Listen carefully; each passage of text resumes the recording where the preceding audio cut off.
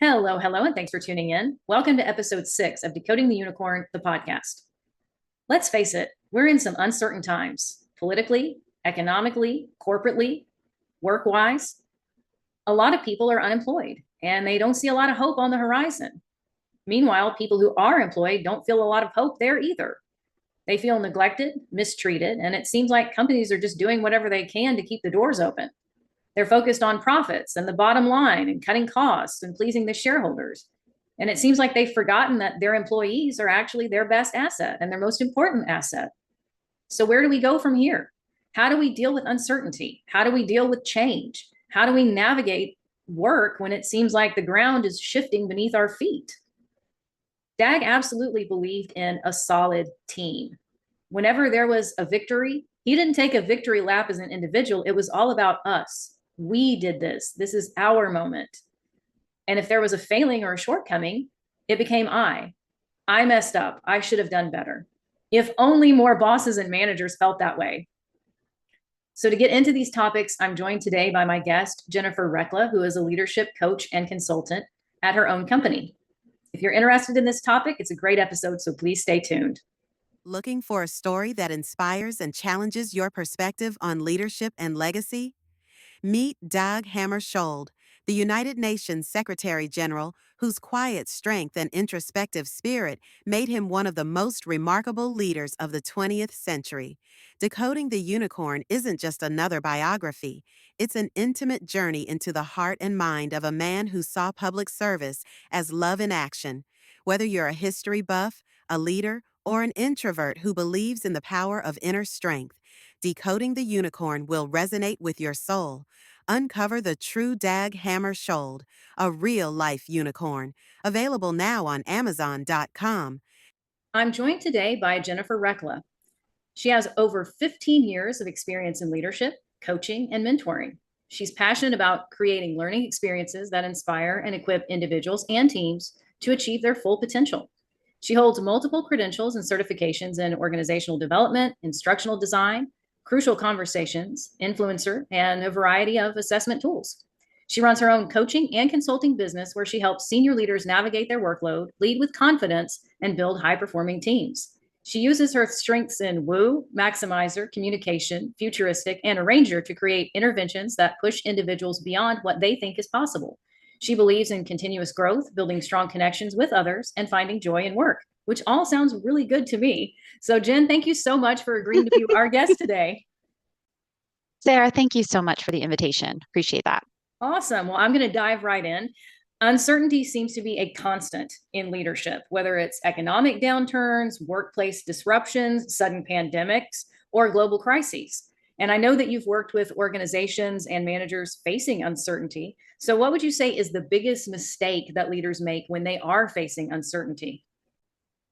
Yeah, the biggest challenge that I see, and I see this in myself as well, is letting go of control. We are hardwired as humans to want to control others, other people's reactions, other situations. So it's really hard for us to let go of that. And I think it starts with this recognition or embracing the idea that we can't control what happens to us, but we can control our response and how we continue to show up. And I read Mel Robbins' book recently, The Let Them Theory, and this idea really hit home for me. And I think for a lot of other people that have been reading it too, this idea of just letting go of that control and focusing on what you can internally control with yourself. Oh, absolutely.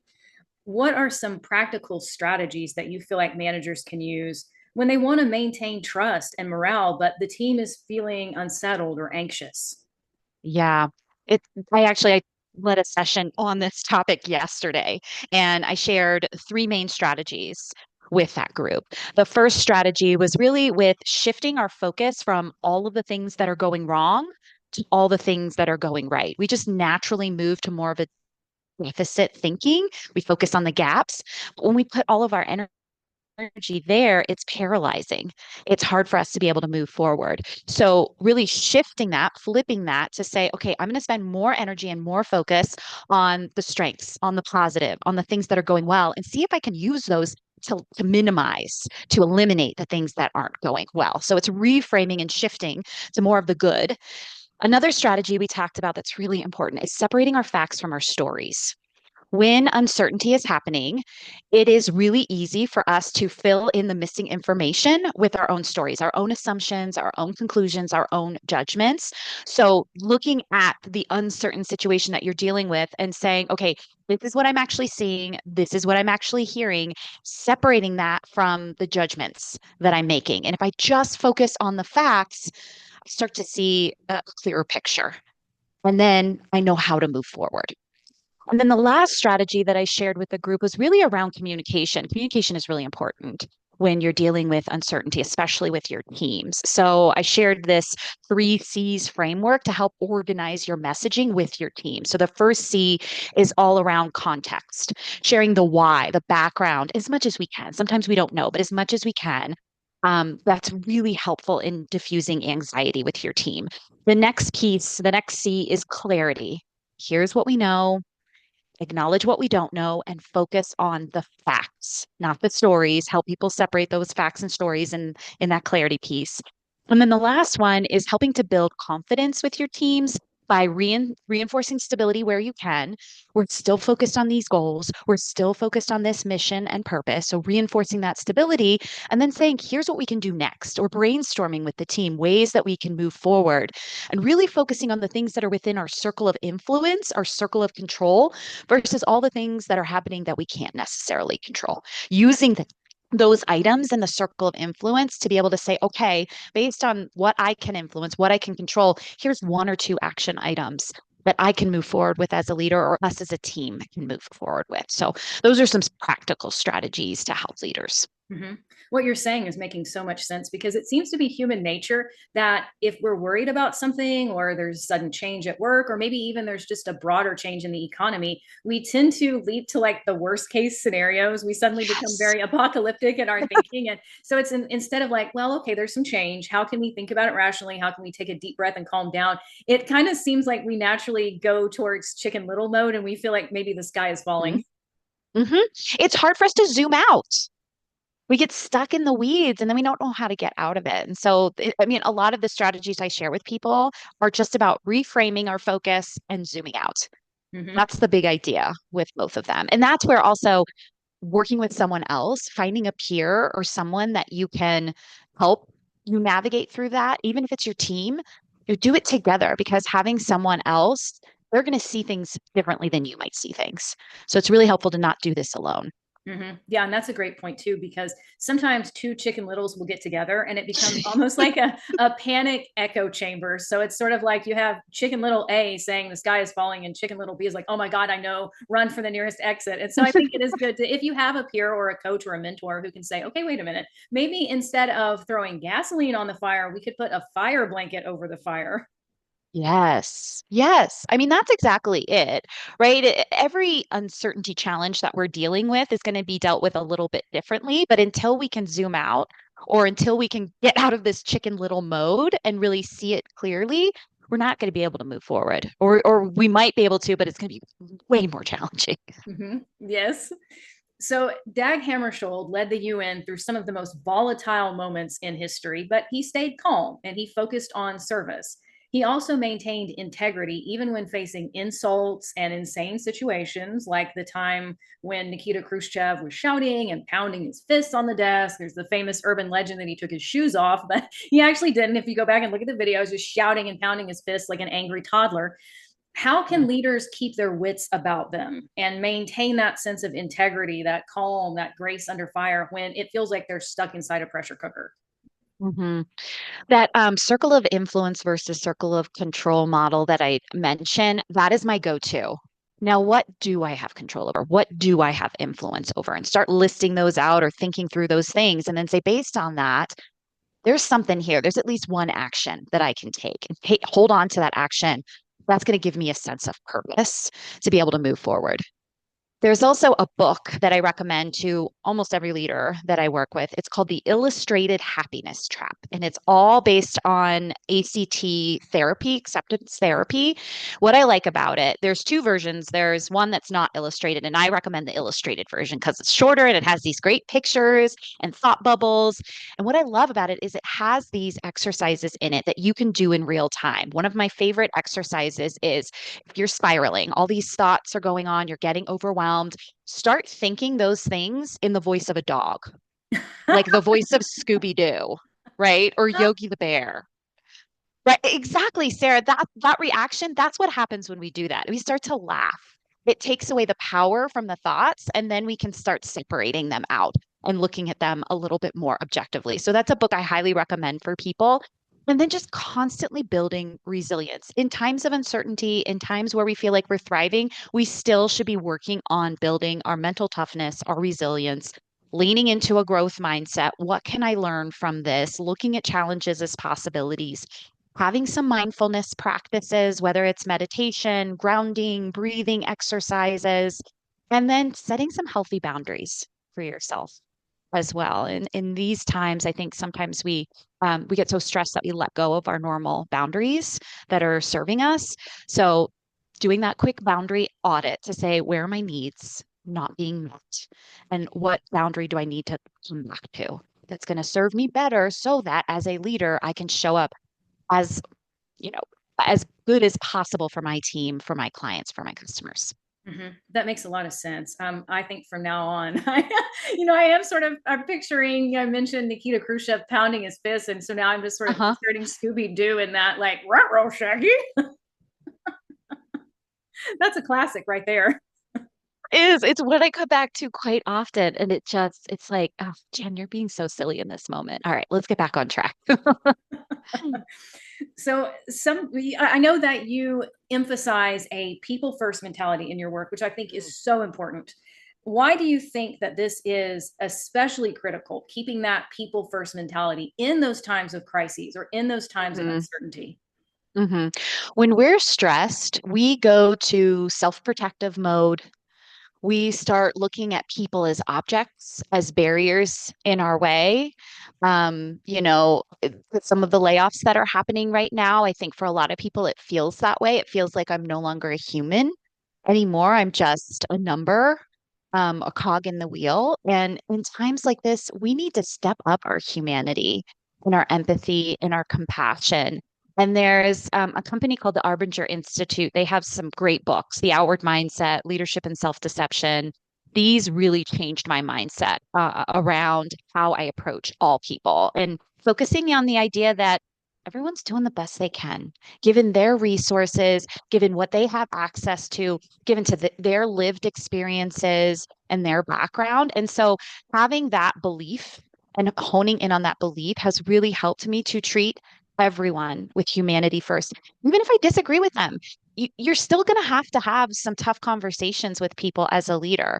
You can do that with care, though, with empathy, with the intent that I want you to grow. I want to see you succeed. It doesn't excuse behavior, poor behavior. It's just a different way to approach a person. Instead of shaming, blaming, trying to win the conversation, you're really seeing them as a human first and that you want to support them as best you can. So, those are some things that have really stood out to me. And I remember the pandemic.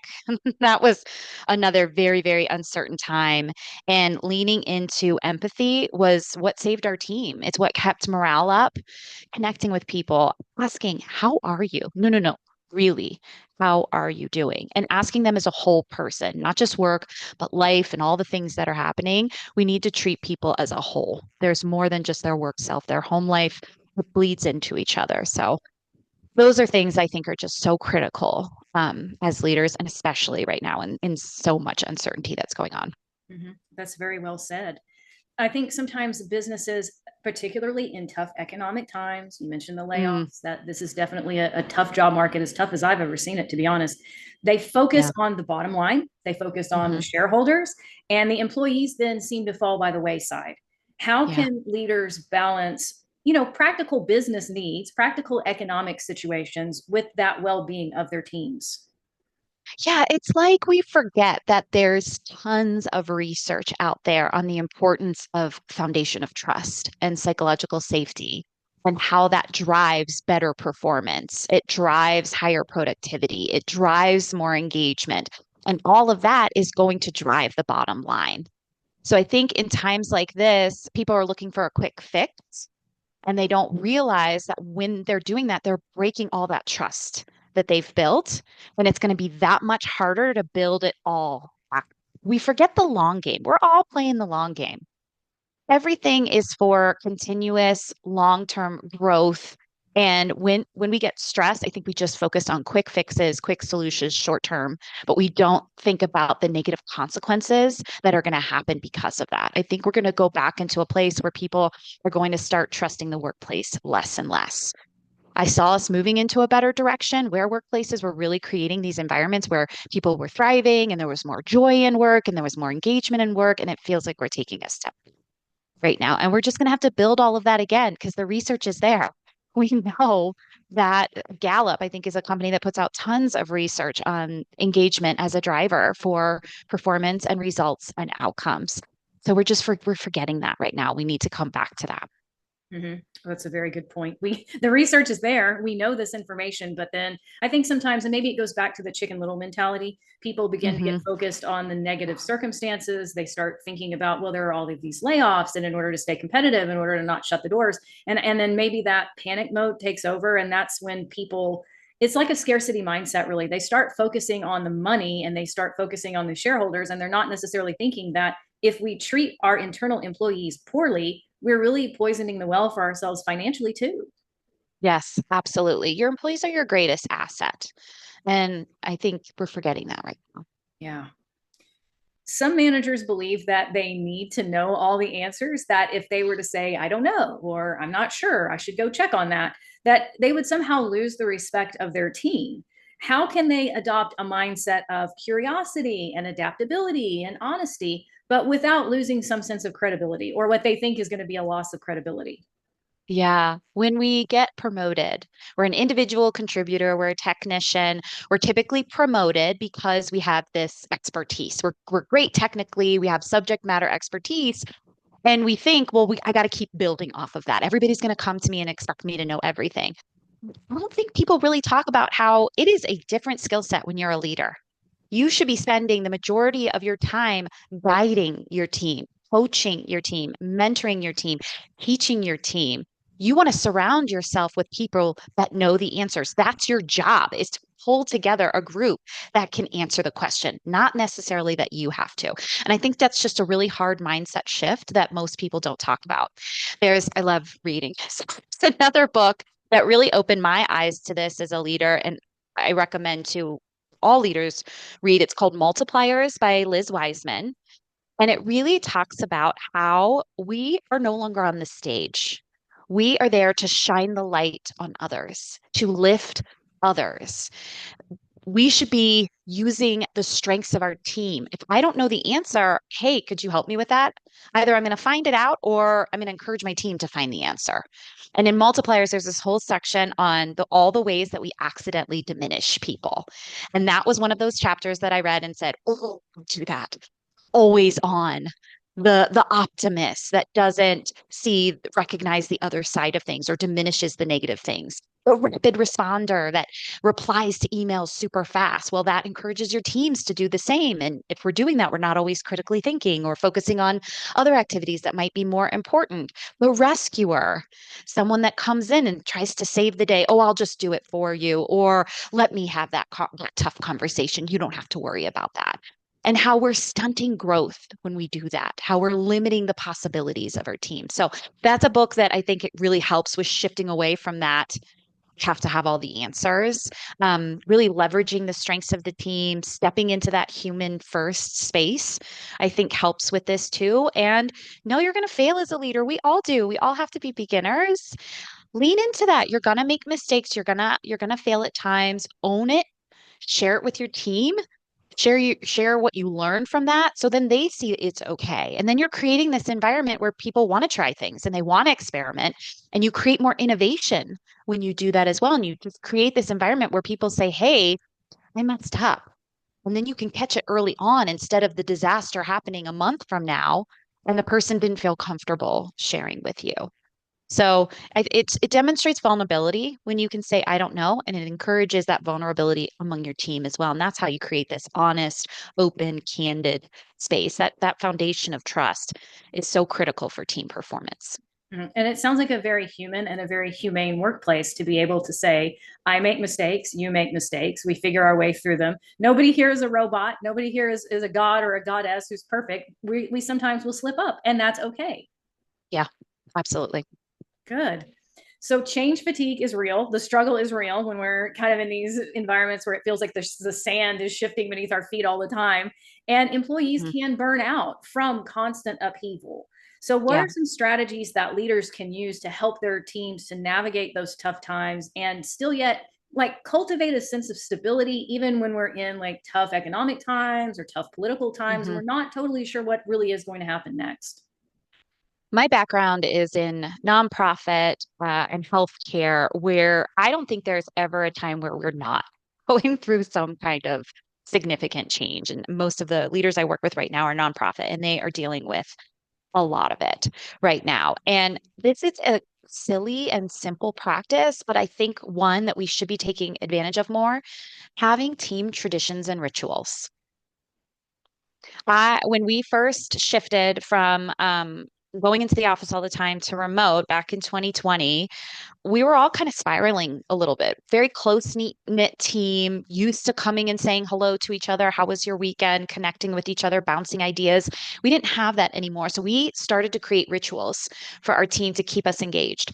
Monday morning check in. How's everyone doing? This is what I did this weekend. How was your weekend? What do you get going on this week? What support do you need? So we had a tradition every Monday where we did this on Teams with each other on the Teams app. And then on Fridays, we started doing celebrations. What do you want to celebrate this week? What are you proud of? What did you accomplish? It was a way for us to cheer each other on.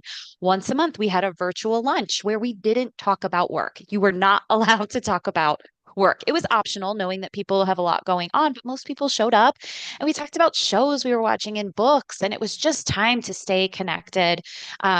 We had another silly tradition where if we were presenting on a topic together, a group of us, we all wore the same color to help support in solidarity. So having some team rituals, having some team traditions, collaborating with your team to come up what those look like. That saved us. That was so helpful. On top of that, focusing on ways to strengthen your resilience is another one that I'd mentioned a little bit earlier. That's another piece of the puzzle. But if you're not doing traditions, do them. Build those with your team. Good.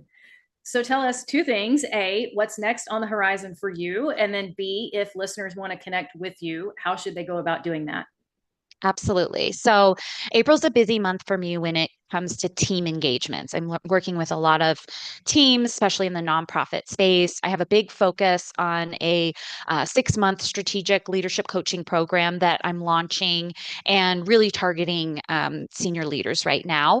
If individuals want to connect with me, they can connect with me on LinkedIn or my website, jenrecla.com. If you go to that website, I send out weekly emails with leadership tips, classes, and resources, and you can sign up for that. Awesome. Well, I'll make sure that all of those links are available in the write up to this podcast episode. And I know you're busy running your company. So I just want to thank you for taking the time to visit with us today and share your insight. Yeah, thank you, Sarah. This is such an important topic and relevant topic for so many right now. So I hope that some of these tips were helpful. Thanks so much for joining us. If you enjoyed today's episode and you're watching via YouTube, please don't forget to like, share, and subscribe. If you're listening via audio, please be sure to subscribe to this podcast and give it a 5-star review. We'll see you next time.